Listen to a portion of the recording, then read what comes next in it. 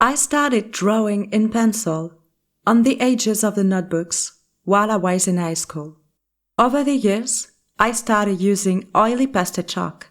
I drew faces, expressing daily frustration and reflection on my feelings and emotions. After graduating in sciences and after encouraging colleagues, I took a course focused on fine art, focused on painting. I have always maintained my painting style and identity. I was sensitive to other materials, techniques, and currently I use mostly acrylic paint. For me, art is a connection with the world around me. Without it, I feel that I am not communicating fully, completely, and full of meaning.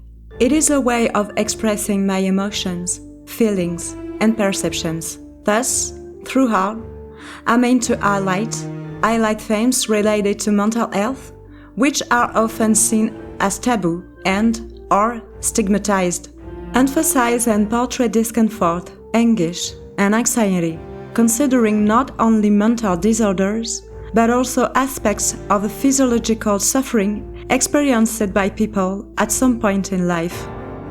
Finally, art is a manifestation, a way of putting in front, showing and making seen what is a void, which does not fit into the socio-cultural and economic demands for happiness and productivity, but which is of paramount importance, considering biopsychological and social aspects. Economic, pay attention, consider and reflect on. The works have strong and vibrant colors. However, the sensation, feeling, emotion that remains constant is sadness.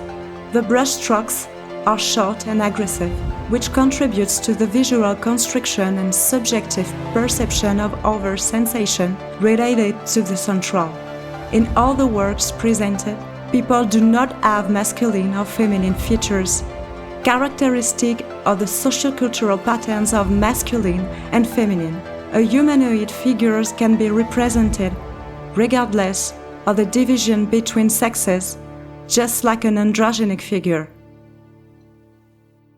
This artwork shows clusters of people on both sides of the canvas, trapped, cloistered in their frustrations, sufferings, expressing despair when trying to get rid of sadness, anguish, fears, but without success.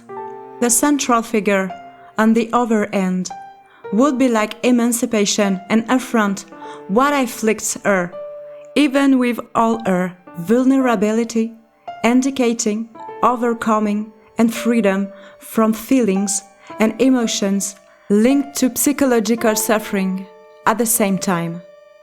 There is acceptance and respect for their own peculiarities and an attempt to resume the feeling of sociocultural belonging.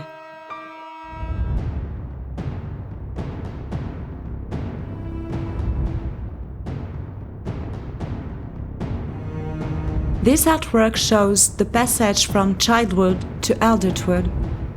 It shows a baby, then the same figure as a child, surrounded by toys that at first bring the sense of innocence. Later, the figures convey the idea, sensation, and perception of being terrified, anguished, and enveloped in the loneliness present in society, alone in the crowd. Innocence is corrupted, and suffering arises. It shows the passage of childhood, the social expectation of the happy child, the deposit of ideas and social desires in freedom and purity, the idealized representation of broad beauty in this stage of development. However, with adolescence, there are biopsychological changes related to physiological, maturational hormonal aspects, social and cultural in relation to abandonment and mourning for the infantile body, position in which it occupies in society, and preparation for adult responsibilities and demands. From them, the individual starts to build his adult identity, values and perceptions about himself and the environment that surrounds him. Each individual experiences events in a way and deals with sensations, feelings, and emotions with different resources and repertoires from the social standards imposed and from the socio-cultural and economic demands. Negative outcomes on the individual psychological can be obtained. The last act in the picture is death, finitude, not necessarily the death of a physical body, but the end of art or a cycle.